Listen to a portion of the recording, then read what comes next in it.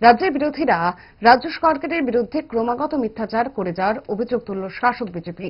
কর্মসংস্থান থেকে উন্নয়ন সব ক্ষেত্রেই মিথ্যার আশ্রয় নিয়ে চলছে বিরোধীরা। আজ ফের বিরোধীদের নির্দেশনা করতে দেখা গেল শাসক বিজেপির মুখপাত্র সুব্রত চক্রবর্তীকে।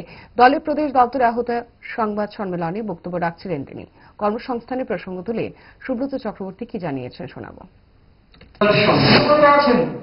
শুধুমাত্র এসএসজি সেলফ হেল্প গ্রুপ যেটা আগে ছিল 4,500 কম 2017-18-তে ভারতীয় জনতা পার্টির সরকার প্রতিষ্ঠিত হওয়ার পর এখন যার সংখ্যা প্রায় 53,000-এর উপরে, সেখানে 91,000 আমাদের লাখপতি দিদি রয়েছেন। বছরে 1 লক্ষ টাকার উপর রোজগার করেন সেলফ হেল্প গ্রুপ থেকে। 91,000 এরকম লাখপতি দিদি রয়েছেন আমাদের। এটা কি কর্মসংস্থান নয়?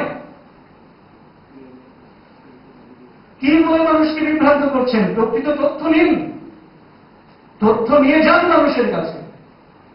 তার জন্য আমি রাজ্যের সমস্ত শুভবুদ্ধি সম্পন্ন মানুষ, বেকার যুবক যুবতী যারা রয়েছেন, তাদেরকে বিনম্রভাবে অনুরোধ করব, সিপিএম এর এই বিভ্রান্তিতে এবং সিপিএম কংগ্রেসের যৌথ মিতালির এই চক্রান্তে আপনারা পা দেবেন না।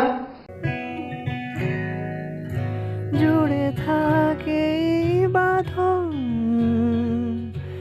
আপনার চেয়েও আপন, জুড়ে থাকে বাঁধন আপনার চেয়েও আপন,